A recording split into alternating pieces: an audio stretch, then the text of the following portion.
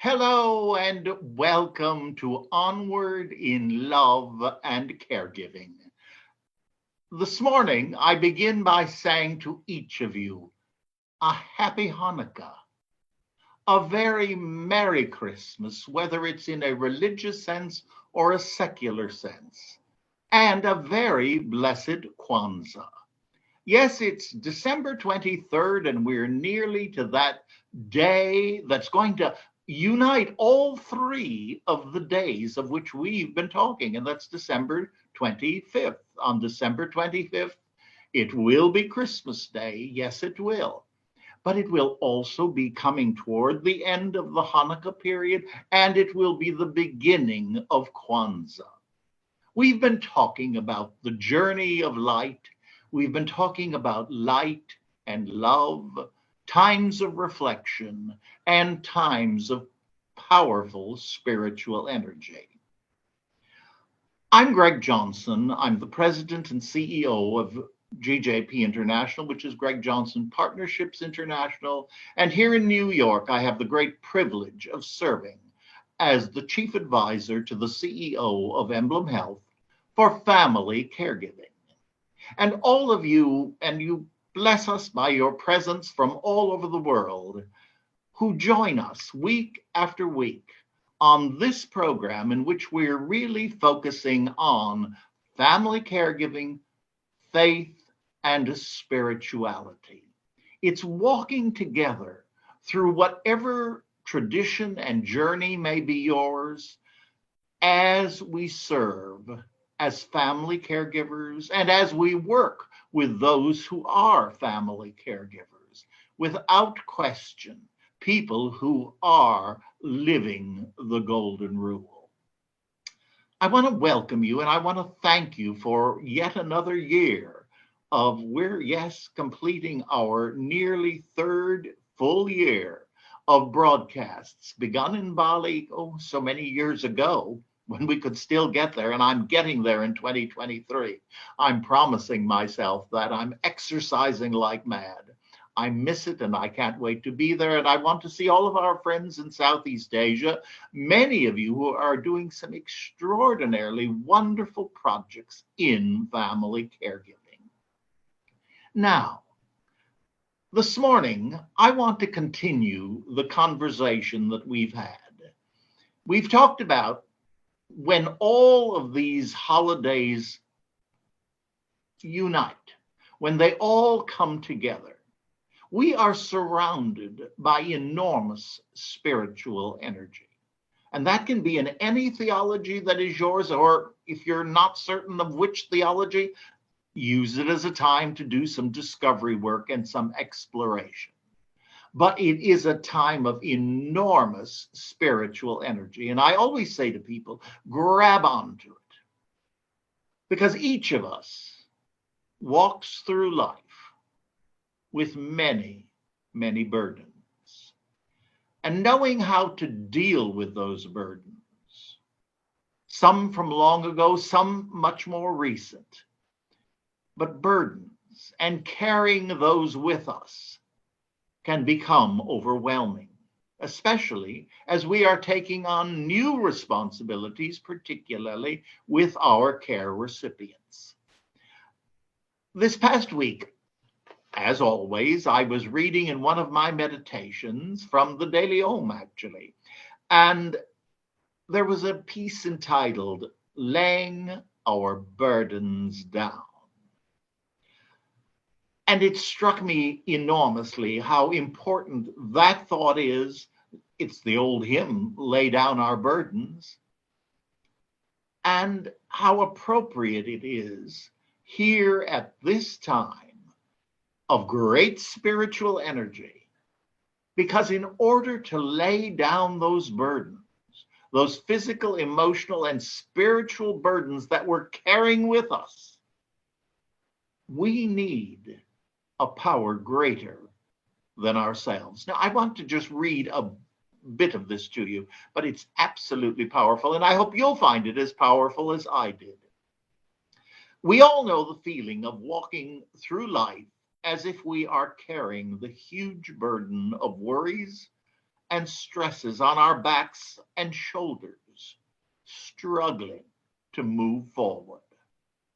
There is no real way to move freely and fluidly in such a situation, and we are longing to lay down our burdens.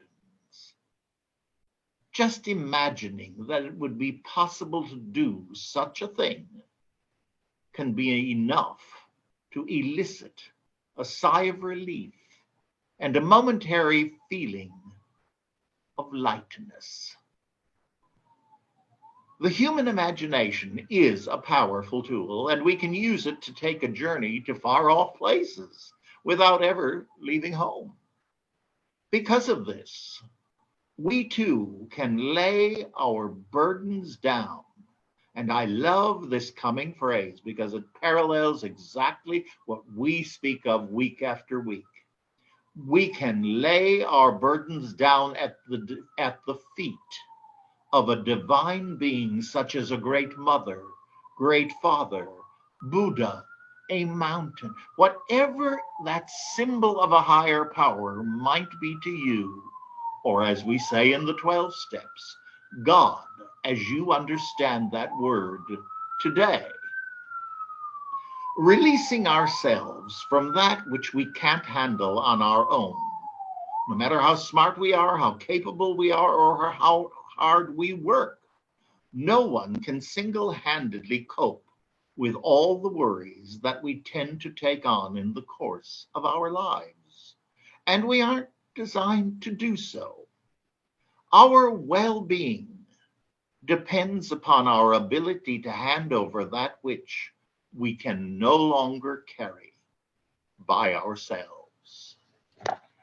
And as I read this, I was immediately transported back to my beloved Marble Collegiate Church, where I've been privileged to be a member and serve on the staff for many, many years. I'm now retired, but I love and adore the church. And it particularly took me back to one of my favorite moments that I have learned to return to many, many times throughout the year. The late senior minister, the Reverend Dr. Arthur Caliandro, he's the gentleman who followed Dr. Norman Vincent Peale. And Dr. Caliandro was a very powerful, powerful minister. One of my many lessons that I've learned from Arthur, but I think of him each Christmas Eve, because he would come out, the other clergy and he were on the chancel. The church was decorated. There were always the beautiful trees, all the poinsettias, the glorious music from our wonderful organ and from our wonderful organist and choir. Often there were instrumentalists. But Arthur would walk to the front of the chancel and he would simply say, "It's Christmas." And I get choked up just saying that. It's Christmas. Yes, once again, love has triumphed. Love has come down from heaven to earth in that precious little baby. Yes, it's Christmas. And there was always that feeling of enormous relief, of laying down my burdens, my confusion, my fears, my struggles, because it was Christmas. So I want to urge you, no matter what your faith tradition may be or may not be, we're always inviting people. Whatever it may be,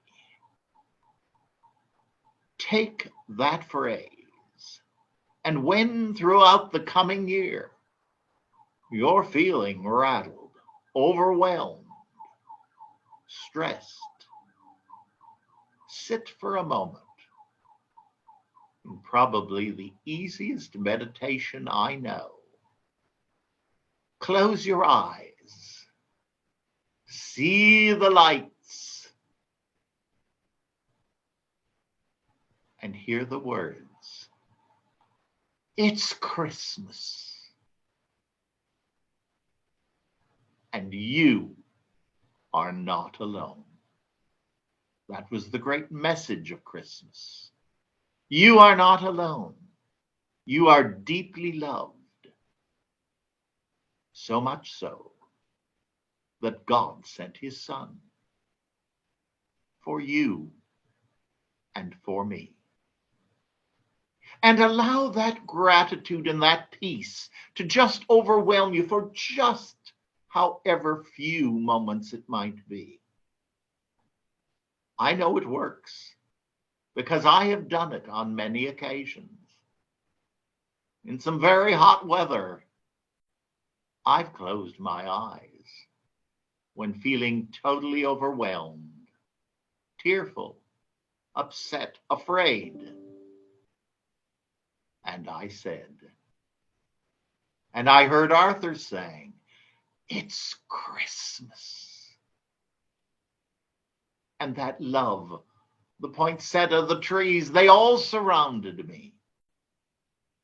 And I was so grateful. Now, those of you who follow regularly this program and some of the others that I do know that gratitude, and certainly in my recovery, those of you who have heard me speak in 12-step groups, know that the word gratitude is the center of my life. And so I'm going to conclude this morning's meditation or time together with 3 very simple gratitude rituals that may, in addition to simply saying, it's Christmas. And I just feel so relieved when I say that. I feel so energized, so blessed. But in addition to that, these 3 rituals I have found very, very helpful.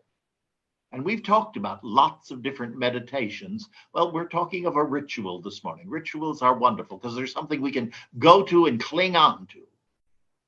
Gratitude ritual number 1. Place your hand on your heart. What does that do? It reminds us we have something special to do. And that energy and strength, as well as the outline, is being given to us when we quiet ourselves and with gratitude listen to the power within. Now, ritual number 1. With your hand over your heart, close your eyes. Think of 3 things you feel grateful for and allow yourself to feel it. Don't judge it. Don't critique it. Just be grateful. Thank you. Thank you. Thank you. Gratitude ritual number 2. Affirmations for us. I am grateful for this body. I am grateful for this mind. I am grateful for this soul who has lived for all of the time.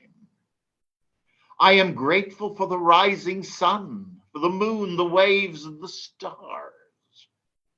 I am grateful for this life to live and for each and every scar.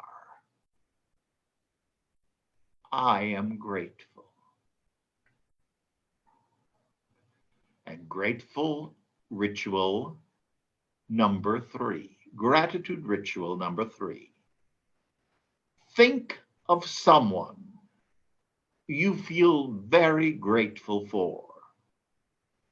Send them a message of appreciation, perhaps by email, For those who have gone on to the other plane, into the also life, send a prayer of thanks. Send love, for love never ends. You will be surrounded by love, and so will they. Gratitude. Yes, gratitude is the attitude that helps us to live with joy. This is the season, joy to the world. And now, I want to wish each and every one of you, whatever your holiday may be, a joyous Hanukkah, a very happy Christmas, a blessed Kwanzaa, and to all, let's remember, it's Christmas. Love comes down at Christmas. And you are not alone. To all of our caregivers, thank you and God bless you. Thank you, thank you, thank you. God bless, and I'll see you real soon, remembering onward in love and caregiving. Namaste. Blessings to all of you. I'll see you real soon.